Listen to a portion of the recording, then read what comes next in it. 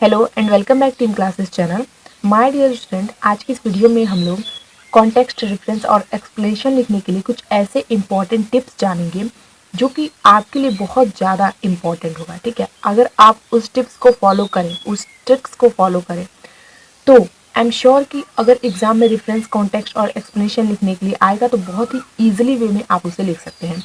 Maximum student को आता होगा रेफरेंस, कॉन्टेक्स्ट और एक्सप्लेनेशन लिखने के लिए, लेकिन जिन्हें नहीं आता है उनके लिए भी कोई बात नहीं, वो भी बहुत ही आसानी से लिख सकते हैं। लेकिन उसके लिए आपको करना क्या है, उसके लिए आपको ये वीडियो पूरी देखनी पड़ेगी और इस वीडियो में मैं जो आपको बताऊंगी उसे आपको फॉलो करना पड़ेगा। उससे आप जो ट्रिक या टिप्स मैं आपको बताऊंगी ना, उसे अगर आप फॉलो करेंगे तो आप रेफरेंस, कॉन्टेक्स्ट और एक्सप्लेनेशन जो है एग्जाम में लिख सकेंगे। ठीक है क्या? तो बात समझ में आ गई। अब आप क्लास 12th में है तो आपको थोड़ी बहुत तो इंग्लिश आती होगी और कुछ काच इंग्लिश के ऐसे वर्ड्स होंगे जो आपको पता होंगे ही, उसकी हिंदी तो पता होगी ही। तो एक्सप्लेनेशन, कॉन्टेक्स्ट और रेफरेंस लिखना उतना भी ज़्यादा हार्ड नहीं है जितना आप समझते हैं कि बहुत भारी है, हम तो लिख ही नहीं पाएंगे, कैसे लिख पाएंगे, हमें तो आता ही नहीं है। ठीक है, तो इतना भी ज़्यादा हार्ड नहीं है लिखना। ठीक है, बहुत ही ज़्यादा ईजी है। कोई भी ऐसी चीज़ नहीं है जो हम नहीं कर सकते हैं। ठीक है, बस हमें ज़रूरत है उसे समझने की अच्छे से, उसके बाद से हम खुद पर खुद लिख देंगे उसे। ओके, तो चलिए अब आज का वीडियो स्टार्ट करते हैं। और आज का यही क्वेश्चन है हमारा कि how to write context, reference and explanation by tips and tricks. यानी ट्रिक और टिप्स के द्वारा हम कॉन्टेक्स्ट, रेफरेंस, एक्सप्लेनेशन कैसे लिख सकते हैं। ठीक है, कैसे लिख सकते हैं, तो चलिए देखते हैं फटाफट से। और वीडियो को पूरा जरूर देखिएगा। एक भी अगर पॉइंट आपने मिस किया ना तो शायद आप नहीं लिख पाएंगे एक्सप्लेनेशन, कॉन्टेक्स्ट, रेफरेंस। ठीक है, तो एक भी पॉइंट आपको मिस नहीं करना है। तो देखिए, मैं इंग्लिश देखिए, इंग्लिश प्रोज में सबसे फर्स्ट जो क्वेश्चन आपका आता है एग्जाम में, सबसे फर्स्ट जो क्वेश्चन आता है वो आता है, आपको एक्सप्लेनेशन लिखना रहता है। ठीक है, कॉन्टेक्स्ट, रेफरेंस और एक्सप्लेनेशन लिखना रहता है। ओके, तो ऐसे आपके पास ऐसे पैसेज आ जाएगा, इतना बड़ा पैसेज होगा आपके पास। ठीक है, छोटा भी हो सकता है, बड़ा भी हो सकता है। अब आपको क्या ध्यान रखना है, इतना बड़ा पैसेज होगा तो आपको रेफरेंस, कॉन्टेक्स्ट और एक्सप्लेनेशन लिखने के लिए दे देगा। ठीक है, आपको तीनों ही लिखना रहेगा और आप अब लिखना स्टार्ट करेंगे। ठीक है, तो सबसे पहले आप रेफरेंस लिखेंगे, फिर कॉन्टेक्स्ट लिखेंगे, फिर एक्सप्लेनेशन लिखेंगे। तो सबसे पहले आपको ध्यान क्या रखना है, ठीक है, जिससे कि आप इजिली वे में, मतलब आसानी से लिख सके कॉन्टेक्स्ट, रेफरेंस, एक्सप्लेनेशन। सबसे पहले आपको ध्यान क्या रखना है, तो 4 टिप्स मैं जो आपको बता रही हूँ ना, उसे आप अच्छे से माइंड रखिएगा। ठीक है, अच्छे से माइंड रखिएगा। अगर आपने इन 4 टिप्स को फॉलो किया ना तो आई एम श्योर कि आप बहुत ही आसानी से लिख देंगे रेफरेंस, कॉन्टेक्स्ट और एक्सप्लेनेशन।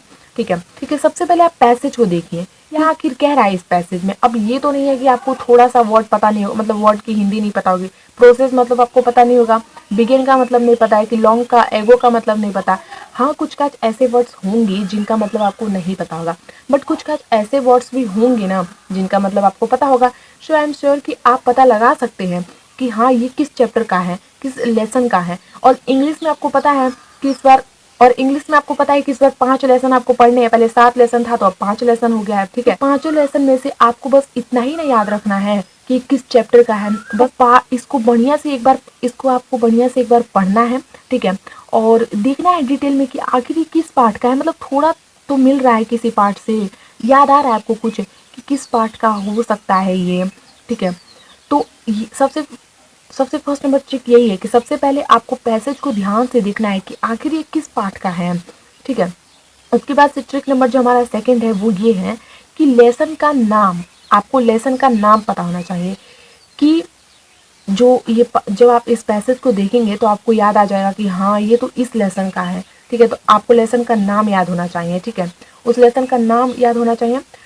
ट्रिक नंबर थर्ड है कि लेसन के जो राइटर हैं उनका नाम आपको याद होना चाहिए। क्या याद होना चाहिए? लेसन के राइटर का नाम याद होना चाहिए। जो हमारा फोर्थ नंबर टिप्स है वो ये है, जो पैसेज दिया है ना उसमें कोई ऐसा वर्ड होगा, कोई ऐसा तो जरूर वर्ड होगा जिससे आपको पता चल जाएगा कि इसी चैप्टर का है। ठीक है, अगर स्टार्टिंग में पैसेज देखने के बाद से भी आपको नहीं समझ में आ रहा है कि ये किस चैप्टर का है, ये किस चैप्टर से लिया गया है, किस चैप्टर का पैसेज है, तो फोर्थ नंबर टिप्स यही है हमारे पास कि आप किसी एक वर्ड को देखिए, कोई ऐसा वर्ड जो कि मिलता जुलता हो उस चैप्टर से और आपको फटाक से ना याद हो जाए कि हाँ, ये तो इसी चैप्टर का है। जैसे मान लीजिए यहाँ पर कल्चरल है, अब यहाँ पर कल्चरल देखने के बाद से और ट्रेडिशन देखने के बाद से हमें ऐसा लग रहा है कि द हेरिटेज ऑफ इंडिया का ये है पैसेज। क्यों? क्योंकि उसमें कल्चरल के बारे में ज़्यादा ही कुछ बात हुई है, ठीक है, और किसी चैप्टर में तो हुई नहीं है। तो हमें ये देखकर ट्रेडिशन, कल्चरल, ये सब देख के वर्ड्स लग रहे हैं ना कि ये उसी चैप्टर का है, तो ये तो उसी चैप्टर का है, द हेरिटेज ऑफ इंडिया। तो ऐसे ही कुछ का ऐसे वर्ड्स होंगे जो देखकर आप पता लगा सकते हैं कि हाँ ये तो उसी लेसन का है, इसी चैप्टर का है। तो आप आसानी से याद कर सकते हैं। और अब इंग्लिश में जब 5 चैप्टर है तो पांचों चैप्टर के आप राइटर का नाम तो बहुत ईजिली वे में याद कर सकते हैं, ठीक है। तो ये थे 4 टिप्स, और आई एम श्योर कि आपको बहुत अच्छे से समझ में आया होगा कि कैसे लिखना है, कि कैसे आपको लिखना है, ठीक है। अब चलिए मैं आपको रेफरेंस लिख कर दिखाती हूँ, ठीक है। उसके बाद से हम कॉन्टेक्स्ट देखेंगे कि कैसे अगर आए तो लिखना है और एक्सप्लेनेशन कैसे लिखना है, ठीक है। तो चलिए रेफरेंस मैं आपको लिख कर पहले बता देती हूँ एक बार। तो देखिए आपको लिखना क्या है, सबसे पहले लिखना होता है कि दिस, ठीक है, दिस लाइन, ठीक है, this line have been, these lines have been taken, ठीक है, taken from the lesson, these lines have been taken from the lesson। आपको ब्लैक पेन का यूज करना है, ठीक है। जब चैप्टर का नाम लिखेंगे तो ब्लैक पेन का यूज करना है, ठीक है। तो आप लिखेंगे द हेरिटेज, ठीक है, द हेरिटेज ऑफ इंडिया, ठीक है, द हेरिटेज ऑफ इंडिया, और इसे इन्वर्टेड कॉमा में बंद कर देना है। उसके बाद से फिर से आप ब्लू पेन का यूज कीजिए, आप लिखिए रिटन बाय, जो चैप्टर के राइटर हैं उनका नाम आप लिखिए ब्लैक पेन से ही, ठीक है, एल बशम, ठीक है। इसे भी आप इन्वर्टेड कॉमा में कर सकते हैं। ओके, तो आपको बस इतना ही लिखना है। ओके, तो आपको बस इतना लिखना है कि this lines have been taken from the lesson the heritage of India written by L Basham. इतना बस आप लिख देंगे ना तो आपको पूरे फुल मार्क्स मिल जाएंगे, ठीक है।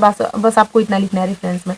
अब कॉन्टेक्स्ट की बात हुई कि कॉन्टेक्स्ट कैसे लिखना है, तो देखिए पहले आप सब, मैंने जो आपको टिप्स बताया उसे आप फॉलो करेंगे, ठीक है। तो फॉलो करेंगे तो उसके बाद से आपको पता चल जाएगा किस चैप्टर का है। तो थोड़ा बहुत तो आप बना के लिख ही सकते हैं एक्सप्लेनेशन में, ठीक है, अपने लैंग्वेज में। तो जब आप लिख लेंगे एक्सप्लेनेशन में तो उसमें से 1-2 लाइन जो है, मतलब कि जो इसमें कह रहा है एकदम डिटेल में, मतलब इसके कहने का मतलब क्या है, वही 1-2 लाइन उठा के आप कॉन्टेक्स्ट में लिख दीजिए, ठीक है। ओके, बात समझ में आ गई।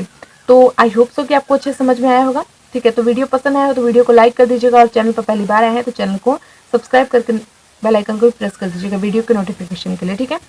Thank you so much.